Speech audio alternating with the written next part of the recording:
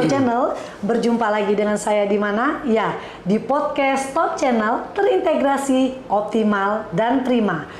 Pada podcast kali ini, kita telah kehadiran bintang tamu atau narasumber kita, yaitu Bapak Hendang Irawan. Beliau merupakan Ketua Tim Kerja Penyuluhan, Desiminasi, dan Pengawasan Perizinan Berusaha Provinsi Sumatera Selatan. Nah, tema yang akan kita usung hari ini adalah penyuluhan perizinan berusaha, langkah awal menuju kepatuhan dan keberlanjutan.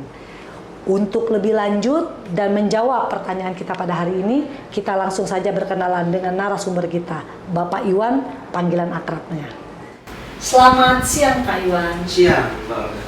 Terima kasih Bapak telah hadir di sini, meluangkan waktunya untuk bisa menjawab pertanyaan-pertanyaan yang mungkin Sobat Top Channel penasaran dengan pertanyaan dari kita pada hari ini. Sama-sama.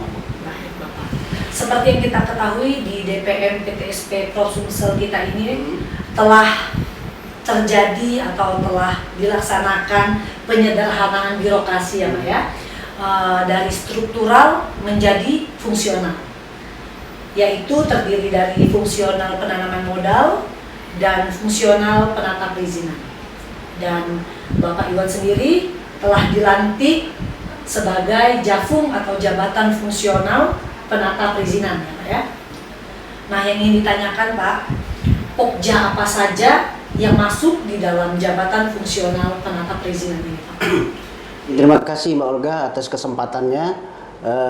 Kami dari Jabatan Fungsional Penata Perizinan sangat berbangga hati diundang di sini sehingga kami bisa menginformasikan terkait dengan apa sih tugas pokok dan fungsi dari Jabatan Penata Perizinan.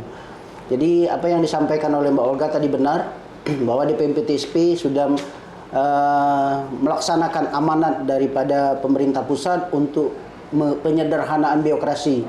Dan DPM PTSP merupakan percontohan, jadi OPD pertama yang melaksanakan itu dan terdiri dari Jabatan Fungsional Penata Kelola Penanaman Modal dan Jabatan Fungsional Penata Perizinan.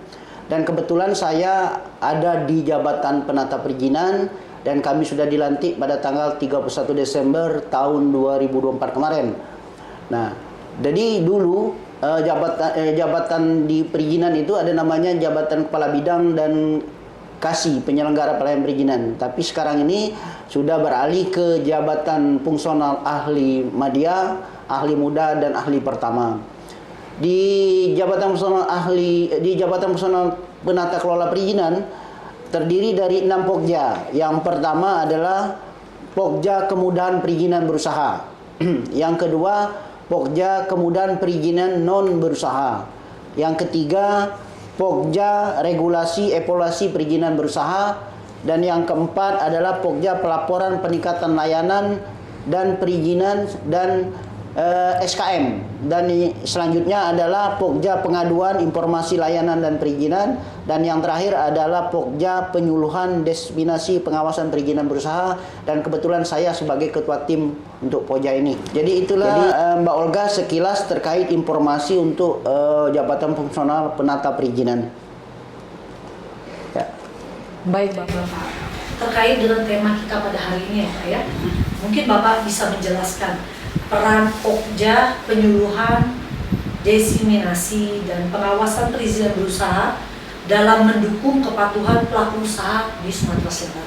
Baik Mbak Olga, jadi kebetulan saya adalah Ketua Pokja untuk penyuluhan desiminasi pengawasan perizinan berusaha. Ini sangat penting. Pokja ini adalah garda terdepan untuk memberikan informasi kepada investor, kepada pelaku usaha, kepada masyarakat terkait dengan proses penyelenggaraan pelayanan perizinan dan proses pengawasan terintegrasi di DPM PTSP. Jadi dengan adanya informasi, memberikan pendampingan, penyuluhan, bimbingan dan sosialisasi kepada masyarakat, diharapkan banyak masyarakat pelaku usaha, khususnya usaha mikro kecil, bisa melaksanakan atau memproses penyelenggaraan pelayanan perizinannya di kantor mereka masing-masing tanpa harus hadir ke kantor DPM PTSP karena kami telah memberikan penyuluhan berupa buklet-buklet, spanduk, tutorial terkait dengan penyelenggaraan perizinan.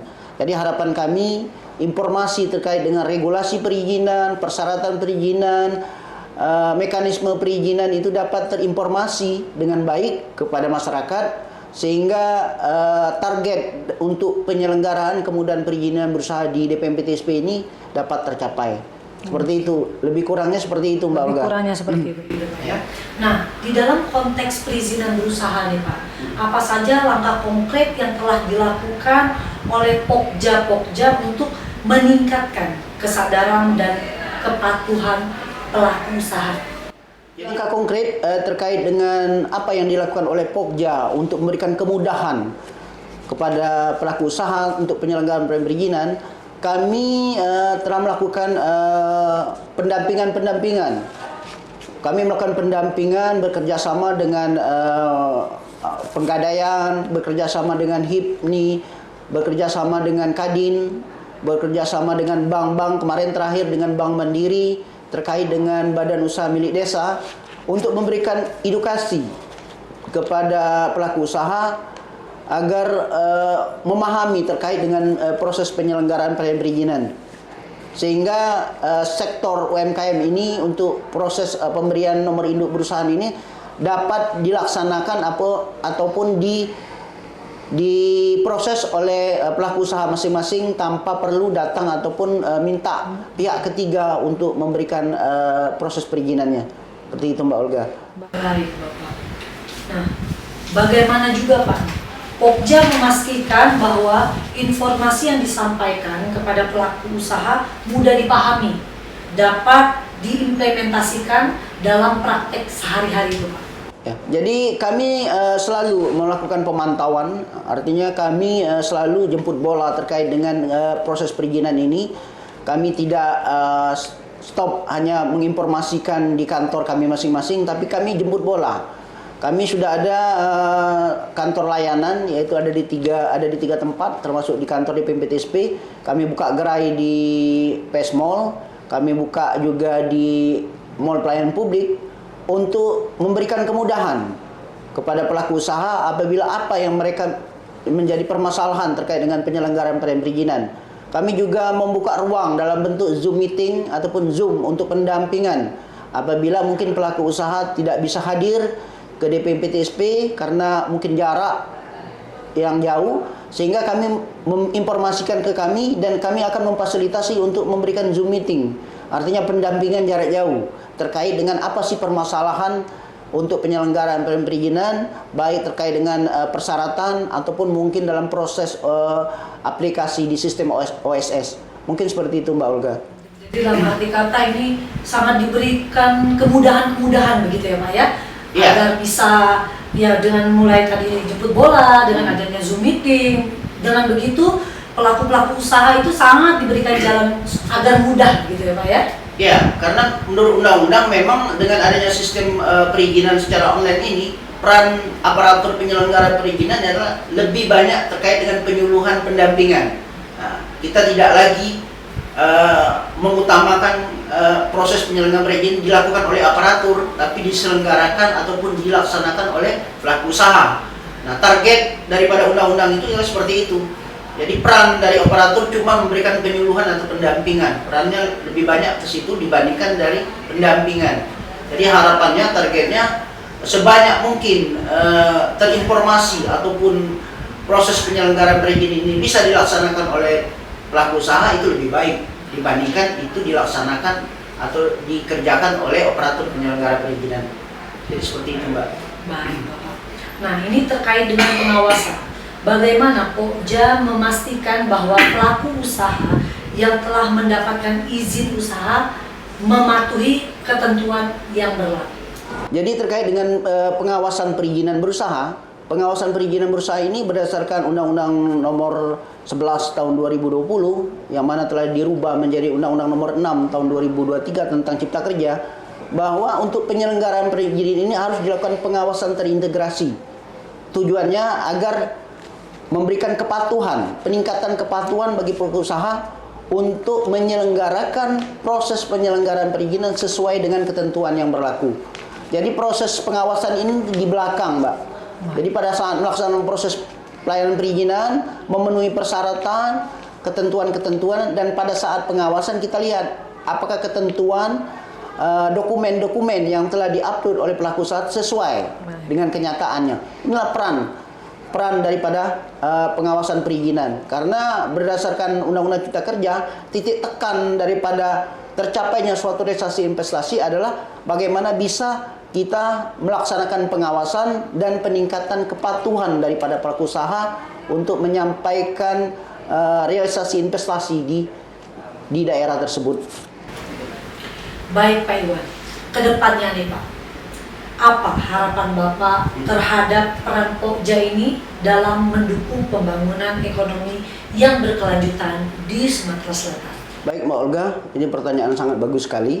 Jadi terkait dengan ekonomi berkelanjutan adalah, kalau secara definisi, ekonomi keberlanjutan itu adalah memanfaatkan sumber daya alam dan sumber daya ekonomi di suatu daerah yang berorientasi untuk kelangsungan lingkungan hidup. Artinya kita mementingkan untuk generasi yang akan datang. Jadi kalau ekonomi berkelanjutan itu artinya ekonomi yang orientasinya lingkungan hidup. Ya. Makanya ke depan investasi yang kita kembangkan sekarang adalah investasi hijau, investasi yang ramah lingkungan, investasi yang bisa dinikmati oleh generasi-generasi yang akan datang. Nah, ke depan kita sudah mencantumkan di tujuan daripada pembangunan nasional di tahun 2045 bahwa ekonomi Indonesia itu adalah ekonomi hijau. Ekonomi hijau itu artinya ekonomi yang berorientasi dengan lingkungan, yang memanfaatkan sumber daya yang dapat diperbaharui. Ke depan nilai energi-energi yang tidak dapat diperbarui seperti minyak, gas, batu bara, dan lain-lain itu tidak akan ada nilainya lagi. Mungkin 10 sampai 15 tahun ke depan mungkin sudah jauh harganya turun. Karena orang sudah berorientasi untuk energi baru terbarukan. Energi yang ramah lingkungan, energi yang tidak akan habis. Karena kalau tidak kita pikirkan dunia ini, Mbak, karena dunia ini semakin tua, kalau tidak kita pikirkan terkait dengan kelangsungan lingkungan hidup, maka lama-kelamaan ekosistem daripada dunia ini tidak bisa kita prediksi. Dan itu kalau terus berkelanjutan, maka dunia ini semakin tua sebelum umurnya. Nah, seperti itulah kira-kira Mbak Olga. Kalau ditanya terkait dengan ekonomi berkelanjutan adalah ekonomi yang berorientasi untuk generasi-generasi yang ke depan. Baik Bapak, sangat menarik sekali Sobat Top Channel jawaban dari Pak Iwan tadi. Tapi saya yakin Sobat Top Channel pasti masih mau penasaran lagi. Banyak pertanyaan-pertanyaan yang mungkin Sobat Top Channel ingin tanyakan lebih lanjut. Jika Sobat Top Channel ingin bertanya lagi, silakan Sobat Top Channel mengajukan pertanyaan di kolom komentar di podcast Top Channel sesi hari ini. Atau Sobat Top Channel bisa Instagram dpmptsp.sunsel. Atau bisa juga Sobat Top Channel Instagram saya di @aldr_olga. Maka dari itu, pertanyaan terakhir sudah dijawab oleh Pak Iwan tadi, Pak. Terima kasih banyak. Dan sebelum kami akhiri, saya Olga dan narasumber kita pada hari ini Bapak Hena Irawan. Terima kasih Bapak. Sama-sama. Mengucapkan wassalamualaikum warahmatullahi wabarakatuh.